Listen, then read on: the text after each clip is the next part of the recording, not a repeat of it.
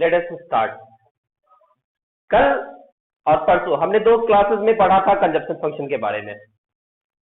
Today we will discuss about the saving function. It is similar to consumption function, इसलिए बहुत ज्यादा आपको problem होगी नहीं। तो आप जहां प्रॉब्लम होगी आप लास्ट में आप उस पर क्वेश्चन अराइज कीजिएगा, बीच में आप क्वेश्चन अराइज मत कीजिएगा। चलिए बात करते हैं सेविंग फंक्शंस की। तो as we discuss about the consumption function, that means that is consumption is directly related to income. Consumption is directly related to income. That means the higher income means higher consumption, lower income means lower consumption. But in the same manner or in the similar manner, saving is also related with income. Save is also related with income.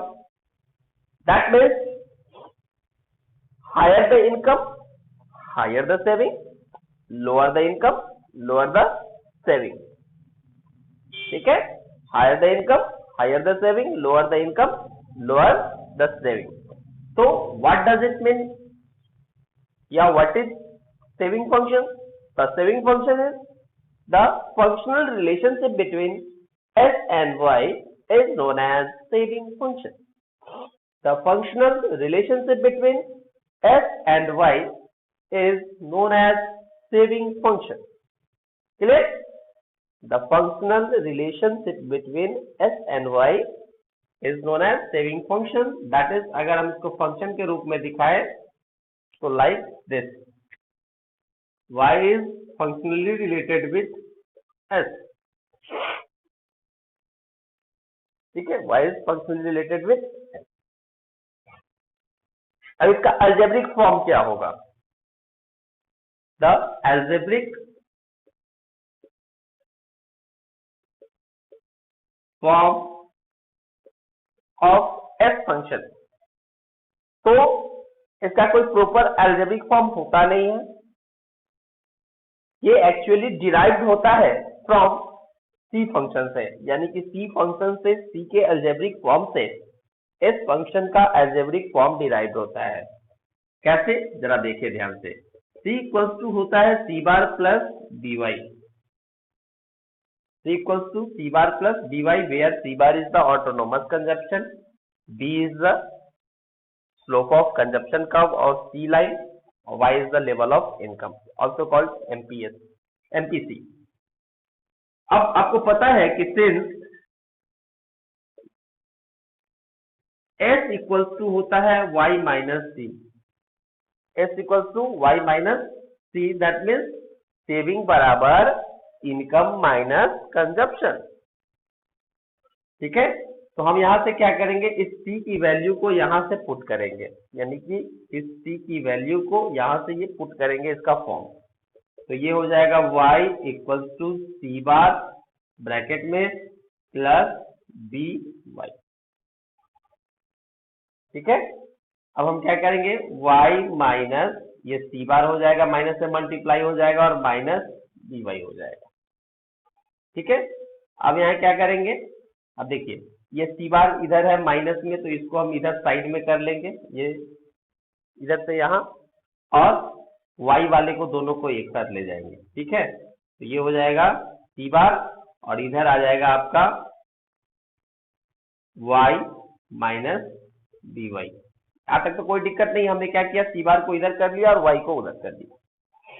फिर इसको थोड़ा सा आगे ले चलेंगे, सी bar plus, और इन दोनों में y कॉमन है तो y कॉमन निकालेंगे, तो इसमें से निकलेगा तो 1 बचेगा और इसमें से निकलेगा तो b बचेगा। फाइनली हमारा ये फॉर्म आ गया। दैट मीन्स हम यहाँ पर साइड में लिख देते हैं कि s equal to C bar plus 1 minus B Y, 1 minus B Y. ठीक है, this is the algebraic form of s function. कोई इसका अपना प्रॉपर algebraic फॉर्म होता नहीं है। It is derived from the C function. ठीक है, और जब मैंने इसे डिराइव किया तो इसका फॉर्म कुछ इस तरीके से आया, s equal to C bar plus 1 minus D Y. Clear? तो ध्यान से इसको समझ ले। कि किस तरीके से हमने इसको डिराइव किया। वंस अगेन मैं एक बार और रिपीट कर देता हूँ कि हमने पता है कि सी फंक्शन होता है C equals to C bar plus D Y, और ए सेविंग इक्वल्स टू होता है इनकम माइनस कंजप्शन। हमने सी की वैल्यू को सब्स्टिट्यूट किया कि सी फंक्शन से सब्स्टिट्यूट किया, और जब हम इसको प्रॉपरली सॉल्व करते हैं तो फाइनली हमारे पास जो आउटपुट आता है वो आउटपुट होता है S equals to minus C bar plus 1 minus B Y. ठीक है, where C bar is the autonomous consumption, similar तरीके से B is the slope of C line, ठीक है, Y is the level of income. तो ये हमारा एक एस फंक्शन हो गया। अब इस फंक्शन की सहायता से जैसे आपको याद होगा कि जिस प्रकार से हमने सी फंक्शन से क्या किया था कि अगर आपको इनकम पता है तो कंजप्शन निकाल सकते हैं, और कंजप्शन पता है तो इनकम निकाल सकते हैं। इन द सिमिलर मैनर आप इस फंक्शन में भी वही काम कर सकते हैं।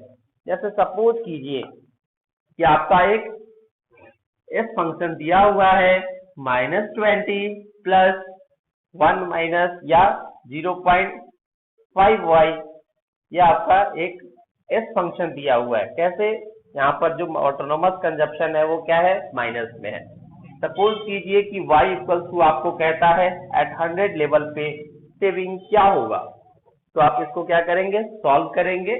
s इक्वल टू होगा -20 प्लस यहाँ पर 0.5y, तो 0.5 इंटू 100, ठीक है, -20, ये हो जाएगा 0.5 से मल्टीप्लाई होगा तो प्लस 50 यानी कि 30। तो हम कह सकते हैं कि जब इनकम लेवल 100 होगा तो सेविंग कितनी होगी, 30 होगी। क्लियर। तो इस तरीके से हम लोग इस फंक्शन को समझते हैं। इस फंक्शन का हमने अलजेब्रिक फॉर्म देखा। अब हम फिर सिमिलर तरीके से जो सी फंक्शन में हम पढ़े थे कि सी का पहले हम उसका देखेंगे, सी फंक्शन का algebraic form, sorry diagrammatic form schedule में उसको देखेंगे, और फिर उसको हम दो तरीके से एपीएस और एपीसीएस की तरह इसको हम स्टडी करेंगे।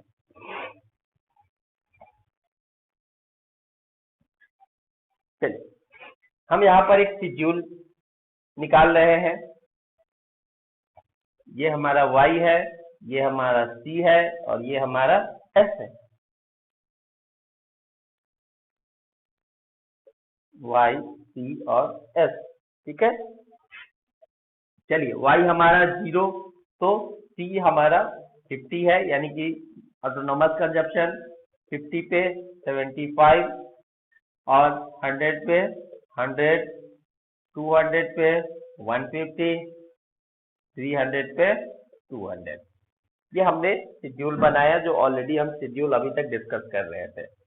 अब हम s निकालेंगे। s कैसे निकालेंगे, तो y माइनस सी करके, y माइनस सी करके, तो 0 माइनस 50 यानी कि -50, 50 माइनस 75 यानी कि -25, 100 माइनस 100 यानी कि 0, ठीक है, 200 माइनस 150 यानी कि 50, 300 माइनस 200 यानी कि 100। तो ये हमारा s निकल गया। अब यहाँ शेड्यूल से देखने से क्या पता चलता है कि सेविंग निगेटिव भी हो सकता है, जीरो भी हो सकता है, पॉजिटिव भी हो सकता है। सेविंग निगेटिव भी हो सकता है, जीरो भी हो सकता है, और पॉजिटिव भी हो सकता है। तो देखिए, निगेटिव कब हुआ, तो निगेटिव जब है इसमें क्या है कि आपका इनकम कम है और कंजप्शन ज्यादा है।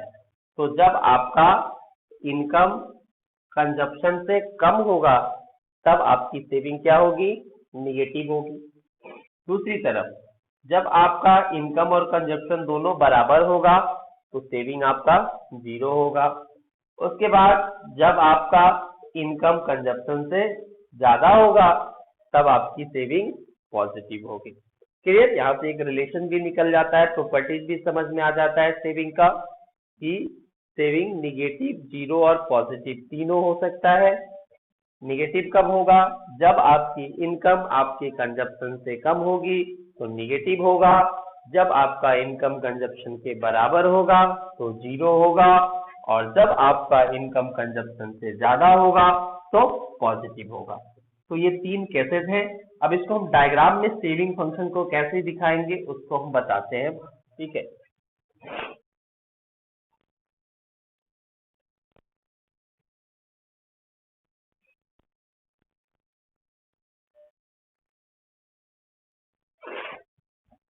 ये हमारा y है, ये हमारा s है, x एक्सिस, y एक्सिस और ये y का निगेटिव एक्सिस। यहाँ पर हम सेविंग को ले लेते हैं 50, 100 और 150 और यहाँ पर ले लेते हैं -50, ठीक है। चलिए, ये हो गया हमारा ओरिजिन। अब हम एस लाइन को ड्रॉ करेंगे। तो जीरो लेवल पे आप सेविंग देखिए, इनकम जब जीरो था तो सेविंग कितनी थी, -50 थी, ठीक है। अब जब हमारा इनकम लेवल 50 है तो सेविंग क्या है, -25 है। और यहाँ पर हम ले लेते हैं 100,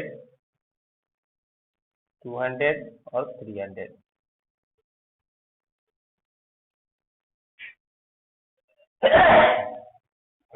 चलिए, तो यहाँ पर हमारा एस लाइन का शुरुआत हुआ।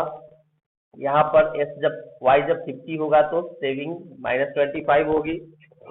यहाँ पर हमारा क्या होगा, जब 100 इनकम था तो सेविंग 0 होगी, जब 200 होगा तो 50 होगी और जब 300 होगा तो 100 होगी। इस तरीके से आप इस लाइन को क्या कर लीजिए, मिला लीजिए। यही जो आपका डिजायर्ड लाइन हो गया, वह डिजायर्ड लाइन आपका क्या हो गया, यह डिजायर्ड लाइन आपका एस लाइन हो गया, ठीक है। यहाँ से आप देख रहे होंगे कि एस लाइन हमेशा वाई एक्सिस के निगेटिव डायरेक्शन से ड्रॉ होता है, वाई एक्सिस के निगेटिव डायरेक्शन से ड्रॉ होता है एक सर्टेन पॉइंट जहां पर, ठीक है, इनकम और कंजप्शन बराबर होते हैं। वहां पर एस लाइन क्या करता है, एक्स एक्सिस को कट करता है और वो उसके बाद वह पॉजिटिव की तरफ मूव चला जाता है। तो आप गौर से देखेंगे कि किस तरीके से ये वर्क कर रहा है। हमने 3 पॉइंट जो 4 लोकेशंस लिए हैं, जब y 0 था, जब y 50 था, जब y 100 था, y जब 200 था और y जब 300 था, ठीक है। तो यह ध्यान रखना है कि सी लाइन कहाँ से शुरू होता है, तो सी लाइन y एक्सिस के पॉजिटिव डायरेक्शन से शुरू होता है और एस लाइन y एक्सिस के नेगेटिव डायरेक्शन से शुरू होता है। अब ध्यान रख दीजिएगा, अगर यहाँ पर अगर हम सी लाइन को ड्रॉ करते हैं तो सी लाइन कहाँ से शुरू होता है, 50 से, और एस लाइन कहाँ से शुरू हुआ, -50 से। इसीलिए आप देखे होंगे कि जो हमारा एस फंक्शन का एल्जेब्रिक फॉर्म था उसमें -c बार था, -c bar, what ever the value of c बार, वह क्या होगा, अगर वो c फंक्शन में जाएगा तो पॉजिटिव होगा और s फंक्शन में जाएगा तो नेगेटिव होगा। यही आपका कंप्लीट यहाँ से डायग्राम से हमारा डिटेल निकल कर आता है कि कैसे हम इस लाइन के द्वारा हम c फंक्शन और s फंक्शन को समझ सकते हैं। क्लियर कि s फंक्शन की क्या क्या प्रॉपर्टीज हो गई और c फंक्शन की क्या क्या। अगर आपको एक अच्छा से समझ में आ गया तो दूसरा समझना बहुत ही आसान है। वही अगर एक नहीं समझ में आता है तो फिर आप दूसरे में भी वैसे ही आप घूमते रह जाओगे कि हम क्या करें और कैसे इसको समझें।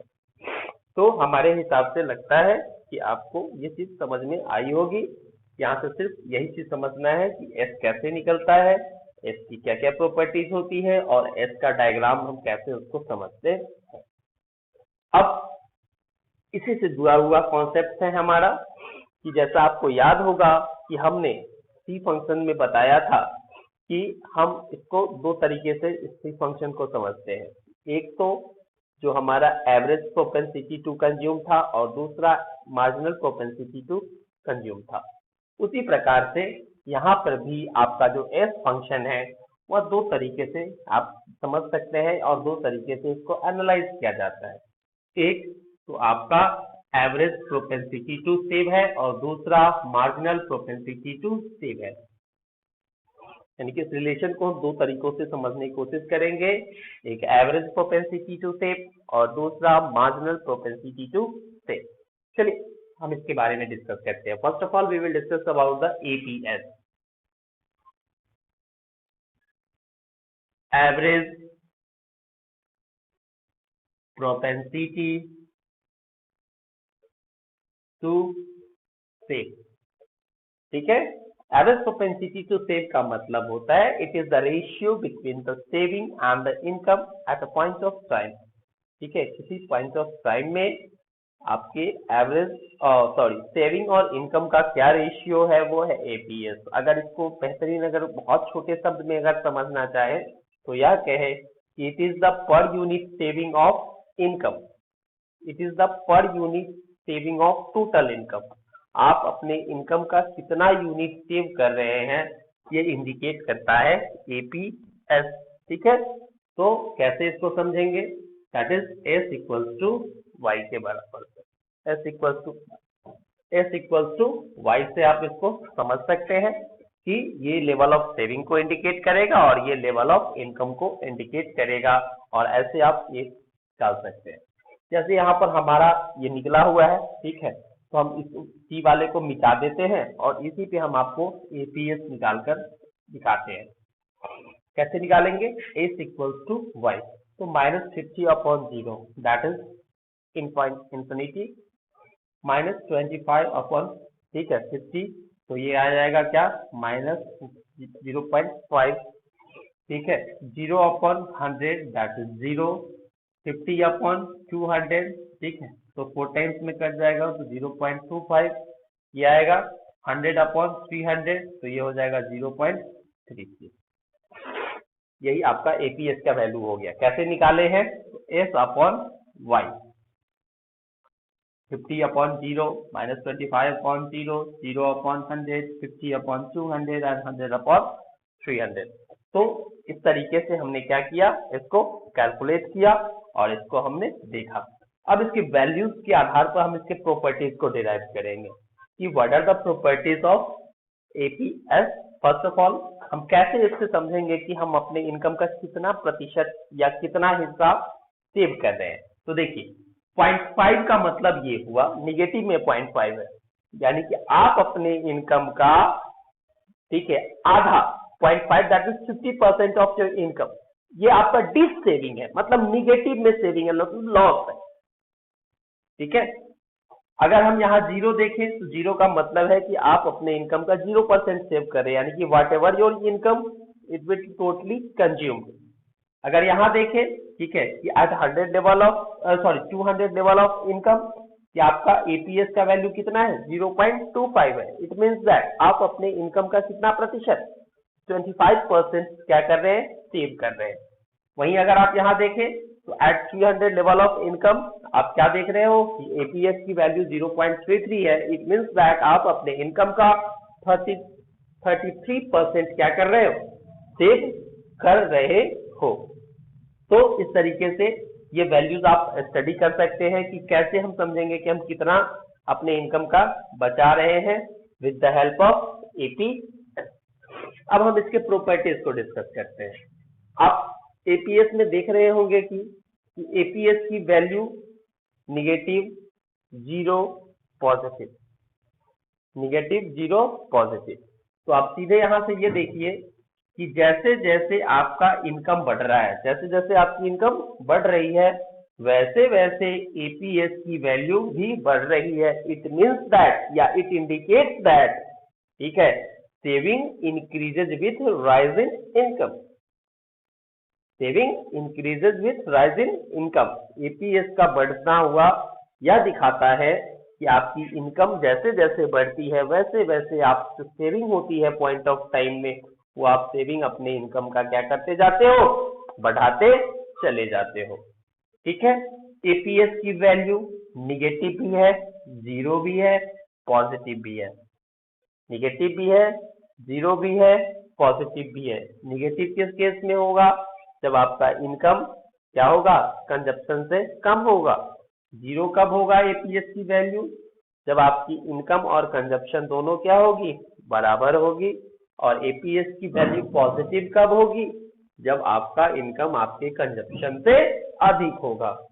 ठीक है, अब आप इसको कैसे डायग्राम में निकालोगे उस चीज को मैं बताता हूँ कि जिस पॉइंट ऑफ टाइम में या जिस पॉइंट पे जिस इक्वेशन में आपको एपीएस कैलकुलेट करना है, क्या करना है, तो यहाँ से ड्रॉ कर लीजिए इस वैल्यू को। इस तरीके से आप ये लाइन ड्रॉ कीजिए, ये वाला,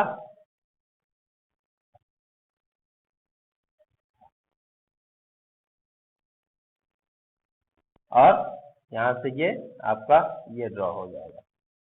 इस तरीके से आप, जैसे यहाँ पर आपको निकालना है तो कैसे निकालोगे, एपीएस ये हो गया आपका एस यानी कि 50 ये वाला पोर्शन, और ये आपका हो गया वाई यहाँ से। तो एस की वैल्यू कितनी हो गई 50 और वाई की वैल्यू कितनी हो गई 200 हो गई। तो इस तरीके से आप डायग्राम पे इस एपीएस को निकाल सकते हैं। ठीक है, जिस भी पॉइंट पे निकालना है, तो क्योंकि एपीएस पॉइंट ऑफ टाइम में कैलकुलेट होता है तो there is no need of respective time, और ठीक है, किसी से आपको कंपेयर करने की जरूरत नहीं है। आपको जिस लेवल ऑफ इनकम पे आपको ये कैलकुलेट करना होगा तो उसी पे आप इसको आसानी से कैलकुलेट कर सकते हैं, इसमें कोई प्रॉब्लम नहीं होगी। ठीक है, तो मेन यहाँ ये समझना है कि एपीएस कैसे निकलता है, एपीएस क्या इंडिकेट करता है, और एपीएस की क्या क्या प्रॉपर्टीज होती है। क्लियर? चलिए अब हम इसको एमपीएस के साथ देखते हैं। एमपीएस जिस प्रकार से आपको पता होगा कि MPC marginal propensity to consume आपके किस चीज का स्लोप था, सी फंक्शन या सी लाइन का स्लोप था। इन द सिमिलर मैनर जो आपका एमपीएस होगा वो आपके एस लाइन का स्लोप होगा, यानी कि इस लाइन का जो स्लोप होगा, ये जो लाइन आप ड्रॉ किए हैं, इस लाइन के स्लोप को हम लोग एमपीएस से इंडिकेट करते हैं। चलिए हम इसको मिटा देते हैं थोड़ा सा।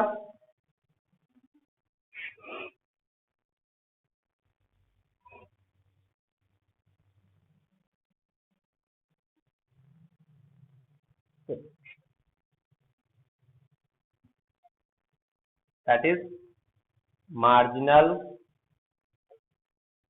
propensity to save, that is MPS। तो जिस प्रकार से आपका एवरेज प्रोपेंसिटी बताता है कि आप अपने टोटल इनकम का कितना परसेंट सेव करते हो, तो मार्जिनल यानी कि एडिशनल, ठीक है, marginal means additional, that means MPS बताता है कि आप अपने एडिशनल इनकम का कितना सेव करते हैं, आप अपने एडिशनल इनकम का कितना सेव करते हैं। यानी कि जब आपकी इनकम किसी गिवन पॉइंट ऑफ टाइम से राइज करती है, यानी कि आपको 2 पॉइंट ऑफ टाइम की यहाँ जरूरत होगी, यानी कि पीरियड ऑफ टाइम इसको बोलेंगे कि हमारे पिछले महीने इनकम क्या थी और आज इनकम क्या है, पिछले महीने हमारा सेविंग क्या था और आज हमारा सेविंग क्या है। और जब इस चेंज को हम स्टडी करते हैं तो that change is known as marginal propensity to save, that is del C sorry del S by del Y, del S by del Y, इस तरीके से ये कैलकुलेट होता है। मार्जिनल प्रोपेंसिटी टू सेव कैसे कैलकुलेट होता है, तो del S by del Y यानी कि change in S by change in Y, आप इसको यहाँ से कैलकुलेट कर सकते हैं।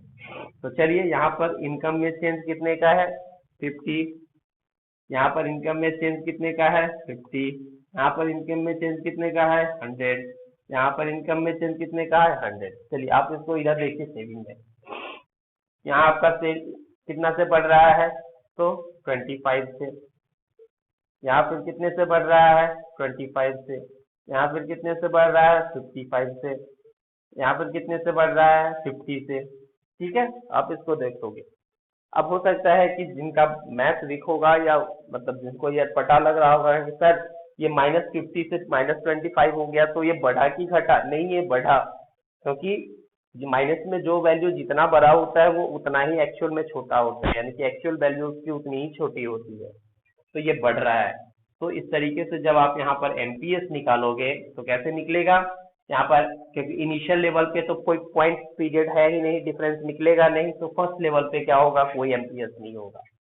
ठीक है, तो आप यहाँ पर इंडिकेट नहीं करना। उसके बाद देखो 25/50, तो 0.5 0.5 0.5 0.5, यानी कि यहाँ जो आपका एमपीएस का वैल्यू आया वो ऑलवेज 0.5 आ रहा है, ऑलवेज 0.5 आ रहा है। इट मीन्स दैट यह बता रहा है कि आप अपने एडिशनल इनकम का हर बार, ठीक है, 50% क्या कर लेते हो, सेव करते हो।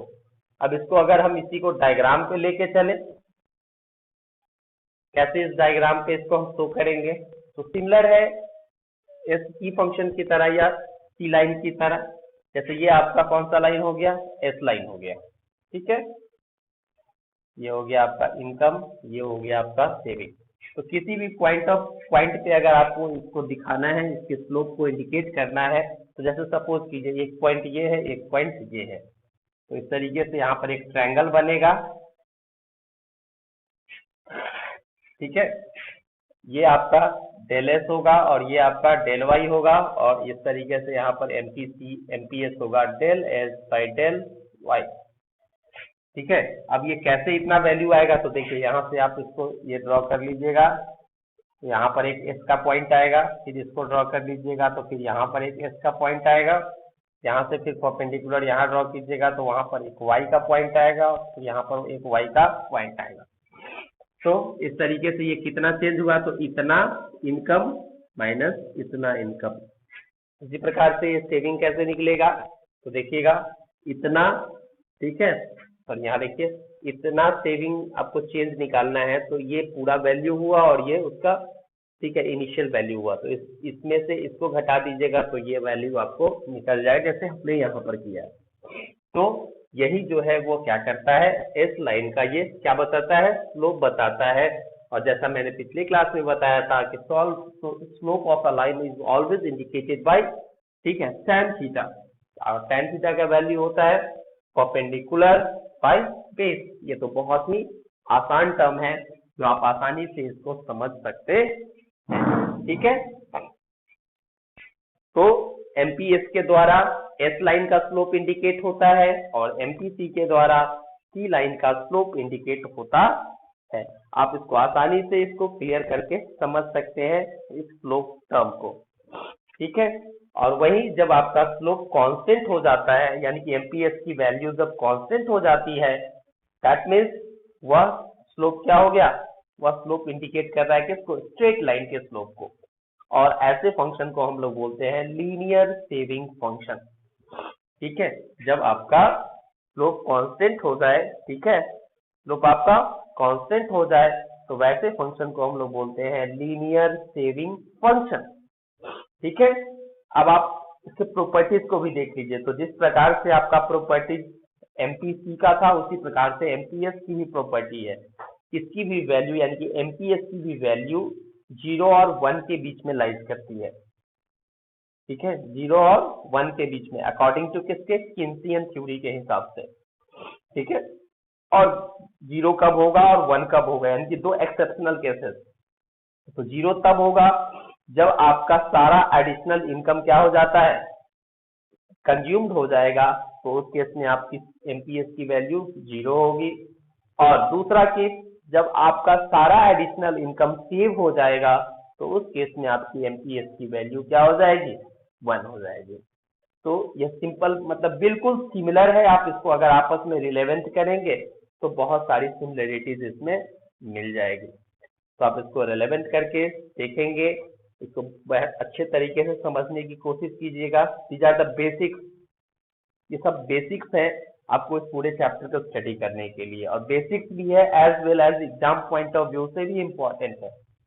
ये जितना क्लियर रहेगा, आपका इस चैप्टर में अच्छे नंबर लाने की उम्मीद भी उतनी ही अधिक होगी। तो चलिए, हमारी तरफ से ये आज का कॉन्सेप्ट था।